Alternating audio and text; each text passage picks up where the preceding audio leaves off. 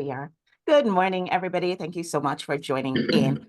I am Dr. Davia Shepherd, the host of this show, and this is the Grow Your Business Smarter, Live Your Optimal Life TV show. Today, I am joined by amazing guest, Springli Sage, and of course, permanent friend to the show, Gail Petrowski. For those of you who've never tuned in to us before, welcome. What took you so long? We're so glad you're here. We are a show for women in business. We're talking about all kinds of women in business, women who might be retired and sharing their wisdom because they've been there and they've done that. We're talking about women who might be solopreneurs, entrepreneurs. They might own small businesses, they might own bigger businesses, or they might be in corporate or nonprofits. But what is absolutely amazing about this group of women is that we come together to support each other. We don't see the point of recreating any of the wheels. If somebody in our community has been there, who's done that, who's really gone through something that I might be struggling with, she is so happy to just share all of her wisdom with me so that I can grow. And then I'm here to do the same. We have an amazing, amazing community inside our Ladies Power Lunch Facebook group. It's 100% free. And I want to invite you, if you are a woman in business and you're looking for a support network, come join us. I am welcoming you. Just go to growsmarter.com/Facebook and you're welcome to come be a part of yourself and about 1,000 of our best friends talking about how we can grow our businesses in a better way. So on with this show. Today's guest is Springli Sage, but Springli, you just got back, and I want to know how was the ship? Like, how was the experience of being on this retreat? Well, it really was amazing. Now, I had never been on a cruise at all, so ever. And in my head, I was looking forward to the retreat, and the cruise seemed like fun, but more incidental. I was afraid I'd get bored. I didn't think I'd know what to do with myself. And oh my gosh, there was such a sense, a very deliberate sense of slowing down. I was able to really focus on staying present in my moment. And if my moment was, soul searching, then that's where I was. But if my moment was relaxing on the heated, tile bench, I actually was okay to stay there relaxing on the bench. I didn't feel like I had to go and take care of things. I was able to basically put my phone away, other than communicating with the folks who were on the ship with us, and I closed the doors to my clients. I had that. I am out of the country. I am unavailable.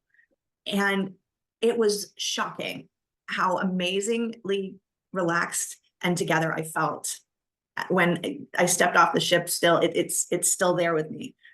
So I have a question for you, because you said something at the top that, Springli, you said you're a first-time cruiser and you thought you would be bored. So I want to just rewind a little bit there. And if there's some folks who they're really interested in the programming that we do. I mean, we're talking about boundaries, balance, beauty, and brilliance. People want that. That's what everybody wants in their lives. But then they think, Davia, if you were having this on any other place except a cruise ship, I would totally come along with you. I've never been on a cruise, or I've been on a cruise and it was awful. I don't want to do this. What would you say to somebody who they're just a little ambivalent about the cruise experience? Talk a little bit about the premium experience that might be a bit different from the mass market. Well, so one of the things we had through the Aqua class, we had exclusive access to the restaurant Blue, which they promote as healthy eating, but it wasn't health food. It was amazing food. And we were able to gather every morning and every evening and have truly gourmet food presented in ways that were appetizing, in portions that were actually realistic. You could enjoy dessert because it wasn't dessert in a gigantic bowl. It was just the portion that you needed. The food was amazing. So that I didn't know to expect, and was really surprised by. The entertainment was fun. We had, there were shows in the theater. Every night was something different. There was karaoke if you felt like it. There was, hey, the live music, and we're doing dancing to the 80s, or we're doing things like this stuff that if you could just let go and go along with the flow, or equally you could find a place that was quiet and recharge and see that beautiful ocean. Our staterooms were amazing. We had these beautiful balconies. We could step out onto the balcony and just watch the ocean, watch the sunrise if you were up that early, or watch the sunset. This sense of peace was pervasive, and I don't think I could ever have gotten that if I wasn't on that ship. Wow. So I'm gonna run through my little checklist of making sure that you enjoyed every single piece of it. So we cruise out of Port Everglades, which is in Fort Lauderdale, for folks who don't know. Did you have an opportunity, Springli, to have a chance to stay in the port city before you took off? Did you get a chance to see a little bit of my stomping grounds, Fort Lauderdale? Oh, so my roommate was my best friend who came with me on retreat. So we came in the day before, and our plane left very, very early in the morning. So by the time we got there and discovered, oh, we had 5 hours to go before we had to check in. I was like, oh, choice. We found a nice restaurant with a really personable waitress, and we hung out and so on. So we didn't do crazy amounts the first day.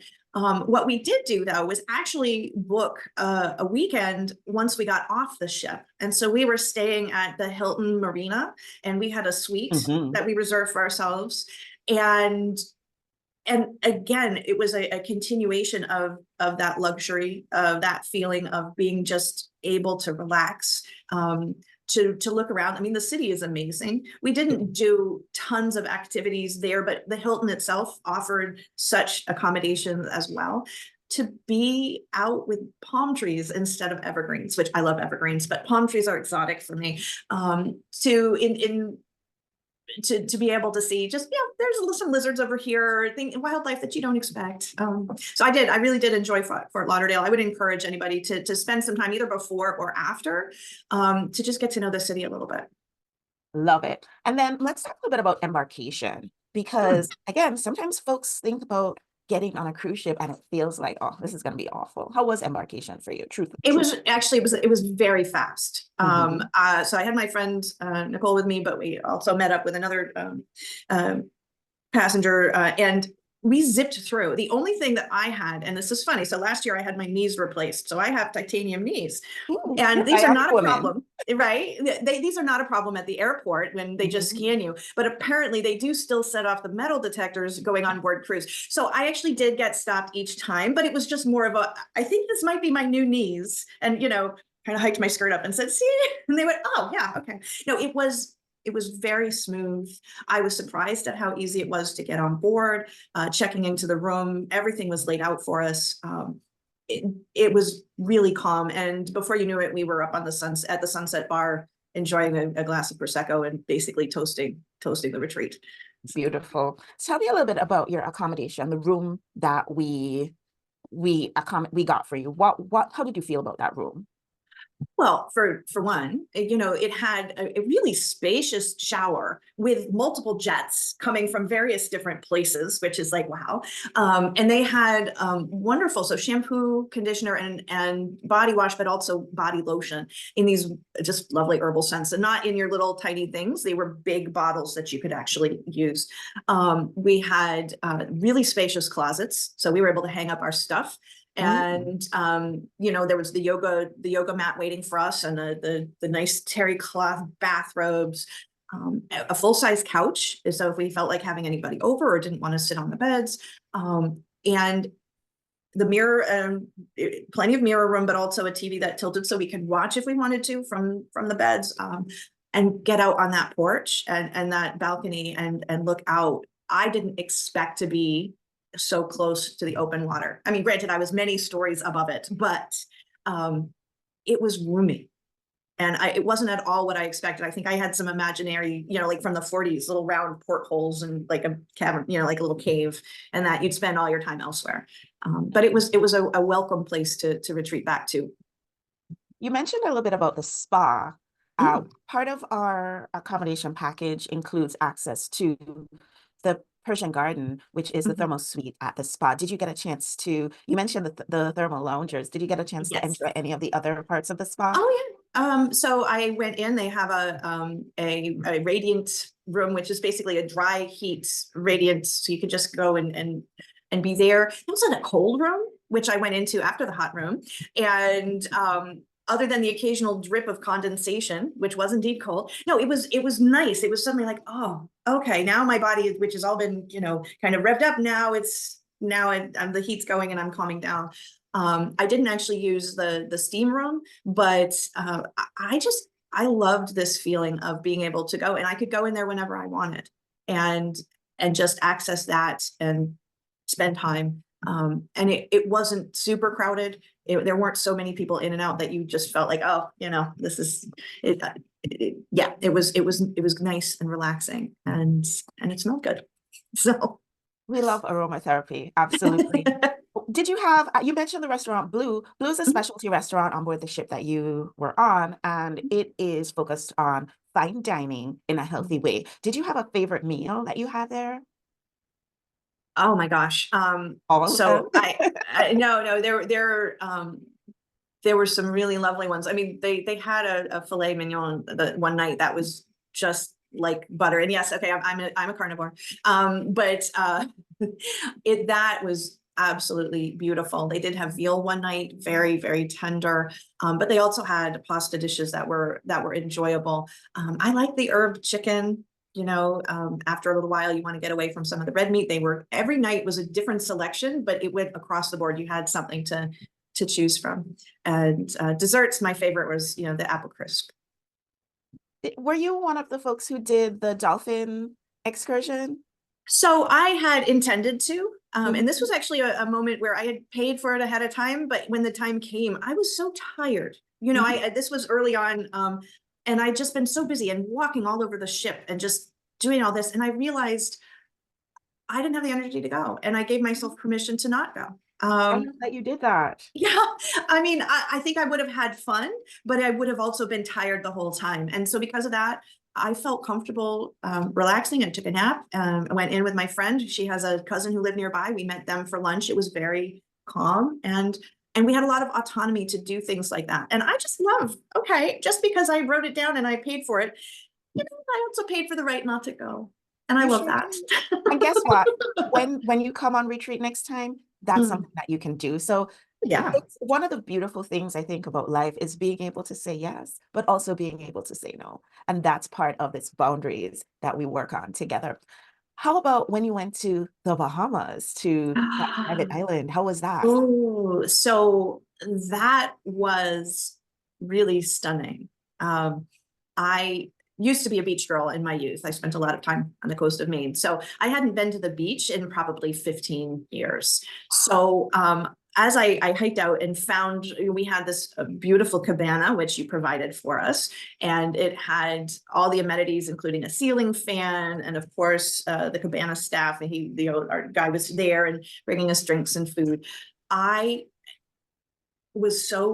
It was so relaxing. I went out, I went swimming. The water was beautiful and warm, and I hadn't been ocean swimming in so long. And I was able to just swim out and have this glorious time, and then come back and not sit on the beach because I'm afraid of the sun now. So I was able to be in the shade, but still completely surrounded by the beauty of this island. And I love it. I loved every minute of that. And I would always consider a cabana a worthwhile expense. If I ever go someplace on my own, I will be like, oh yeah, no, that's what we want. This is what we do now. Now we get Yeah. cabanas. Exactly.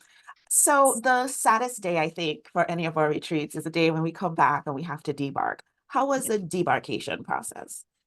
That one was a little bit more frustrating, only because we came together and we all had coffee together beforehand, and that was lovely. But I was antsy because I get antsy when I'm waiting to move to do things. And so I separated from my friend. And so I was texting her. I'm like, okay, I'm standing over here and I'm waiting for you. But then they would ask you to move on. I'm like, okay. So she was like, you were just flighty. You stayed put. And I was like, I'm sorry, I knew it this. But no, the actual debarkation, that one you had a little bit more wait time to kind of get out through the line because everybody was leaving. But you get out there, you've called your Uber to get to the hotel or the airport Did you or use wherever the you're going to facial go. recognition? Did they use that for you to get off, or did you have to use your? I gave them my card. I don't know if they did the facial recognition or not. I wasn't really paying attention. But again, apart from them having to wand my knees, I was fine. And they were pretty well set up to, you could get your transportation wherever you were going to get going. And so it went pretty smoothly. So overall, Springli, if there's somebody who's on the fence about coming with us on retreat in the fall, what would you say to them?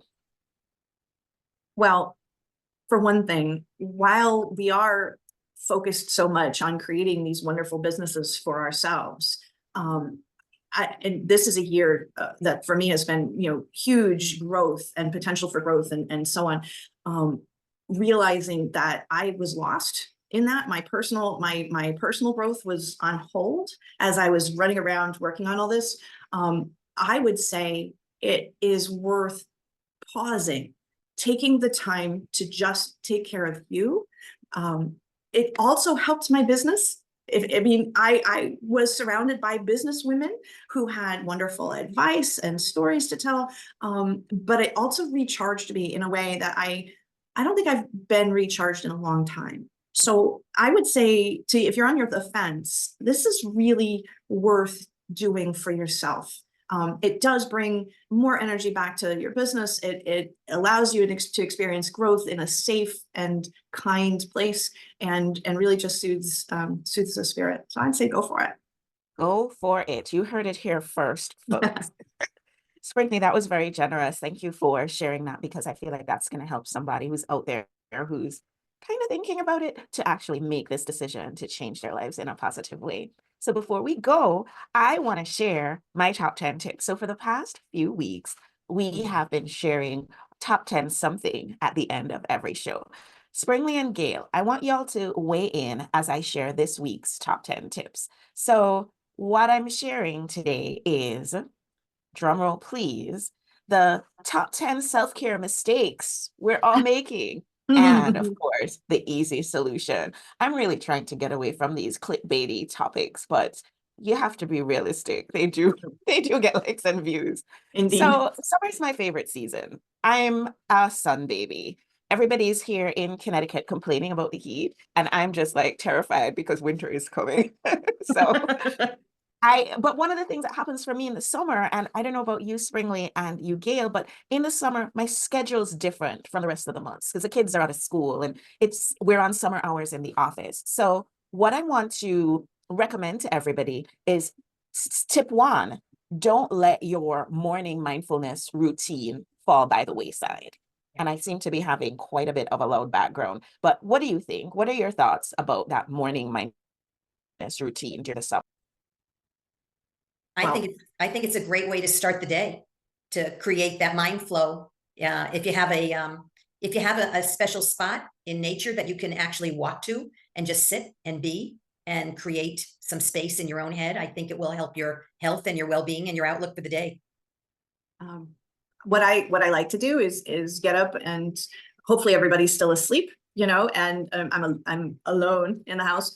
I get my coffee and I wander outside, and I actually go through and look at my gardens and see what's grown overnight. I've just always done that. I'd love to say, oh, look, I'm getting some new leaves, or oh, look, that flower's going to bloom soon. If I don't have a bit of time to myself every morning, my whole day is off. So don't let that slip. I agree with you. Don't leave that off just because there's more people around and being demanding. Yep, I agree. Absolutely. And I want to invite everybody who's watching along, if you have some tips or you think we missed something, go ahead and drop a comment. Just let us know what you think of our tips and share your tips so we can add them in for everybody to see. My tip number 2 is, when I go on vacation, sometimes, because I'm in a different place, in a different space, I tend to sometimes leave my self-care behind. And so my recommendation is that even though we're in a different space, plan ahead for your self-care and also be flexible. So for example, in my regular environment, my self-care happens in the morning. When I'm on vacation, it might be that I do a walking meditation on the beach in the afternoon instead of a morning yoga practice. So planning for it, but also being flexible is my suggestion. What do you ladies think? Compassionate boundaries, absolutely. Compassionate boundaries. And also, just because, most of the time as women, when we go on a vacation with family, we end up still being the caretakers. Yep. Don't be afraid to say no. I'm going to, yeah, like give me a little space. Maybe fix your own dinner tonight. You don't have to run this like the world depends on you. So I like it. You don't have to run this like the world depends on you. I Somebody love should it. put that on a t-shirt. Yeah, love it. It feels like on every episode we get stuff to put on a t-shirt. If we were printing all these t-shirts, we would have a lot of t-shirts. So my tip 3, and I'm going to run through these reasonably quickly. My tip 3 is regarding food. Sometimes because it's summer, we can kind of let our our food routines or our food plans or the way that we eat usually during the rest of the year, we can kind of change things up a bit and sometimes not for the better. So I want to invite folks to do what I try to do during the summer, which is to look for the in-season produce because it's so much fresher and so much more flavorful. And that by focusing in on that, you don't feel like you're deprived when you might say no to some of the higher calorie options. I also invite folks to eat outside and to eat with friends because these are activities that boost oxytocin levels, which, as you know, is the hormone that gives you that loving, happy feeling. And that's something that you can take advantage of in the summer, probably more than the rest of the year. Any thoughts on that, folks? Absolutely. I'll go with that. I grill as often as I can and with friends. Grill with friends, another Yeah. t-shirt. Folks, somebody needs to be making these t-shirts. I buy them. I love these sayings that we have. They're come up with, bold. I'm going to go back and listen to all our episodes. No, I'm not. The other tip number 4, oh my goodness, we're just at tip 4. So I'm going to throw in 4, 5, and 6. 4 is exercise. And what I'm suggesting with exercise is that it's almost like everything that you do to move your body, you can multiply it by 2 because it's summer. So instead of swimming inside, you can swim outside. Instead of walking inside, you can walk outside. Instead of running on a treadmill, you can run outside. Biking, hiking, yoga, everything. You have another opportunity to do it in nature in a way that's beautiful and fulfilling, and that doesn't really feel so much like exercise and feels more like you're doing something to fill yourself up. Supplements and hydration are my 5 and 6. Don't forget your supplements just because it's summer. If you're going on vacation, remember to pack them, bring them with you. And in the summer, you need more water than you do during the rest of the year. So be sure, be on hydration like it's your job, because there you go. And of course, I stay hydrated. So those are number 4, 5, and 6. Number 7 for me is sunscreen. Because our skin is our largest organ of the body, there's an opportunity to protect it. I love the sun, but skin damage can range from the simple to the extreme. And so we just want to make sure that we're staying safe. Here's one that I'd love for y'all to weigh in on, though. Nature. Getting outside and enjoying nature. How do you feel like that really changes our relationship with living our optimal life? I think it brings balance and inner peace when you're just there and you're allowing yourself to just be. There's a lot of wisdom in nature. Absolutely. And from the most basic sense, nature is that's the oxygen manufacturing. That is where the very stuff of our life comes from. And surrounding yourself with it is a chance to kind of let go of the outside world and just reconnect, even if it's just, walking with bare feet on the grass for a little bit. Yeah, very healing. I agree. I went somewhere the other day. Oh, it was kids soccer. And I was running up and down on the sidelines cheering for my kids. And I was that crazy mom who had no shoes on, running up and down the grass. And I was, the next thing I knew, other moms had taken their shoes off too. And we were all just having a great time connecting with Mother Earth and cheering for our little babies in the same moment. So that was great. My number 9 is community. And I know, Springli, being on retreat, you had a chance to firsthand see just the beauty that community is. My tip is be the instigator and the inviter. Be the one that starts that annoying text chain. Yeah, I know, they're annoying, but guess what? Get everybody together. Laugh, get caught up, support each other, bond. You can do that probably a little bit more in the summertime than you might be able to do in the other months of the year. So I recommend that. Community, community, community. And then my number 10 is special activities, fun, and joy. There's some things that they only happen in the summer, like outdoor concerts, or in our neck of the woods, outdoor dining at some of our favorite restaurants, or whatever it is that brings joy for you. What are some of the special activities that you can be sure to take advantage of during this summer that will make you feel joy and that will be fun for you. I don't know, going camping on the beach. I don't know what your life is. I don't know what you like, but I recommend that you take a few minutes and just think about it. Think about what you might like. And then the last thing, my bonus tip is we're also connected all the time. Unplug. Take some time to just unplug, wind down, relax, enjoy being with yourself, being in your own energy, and sort of clearing your energy. What do y'all think? What do you think of my tips? They're excellent. The unplugging was really momentous. And actually, I had something about when you mentioned sunscreen. So I went on this cruise and I had a day on the beach and so on. I did not get a sunburn.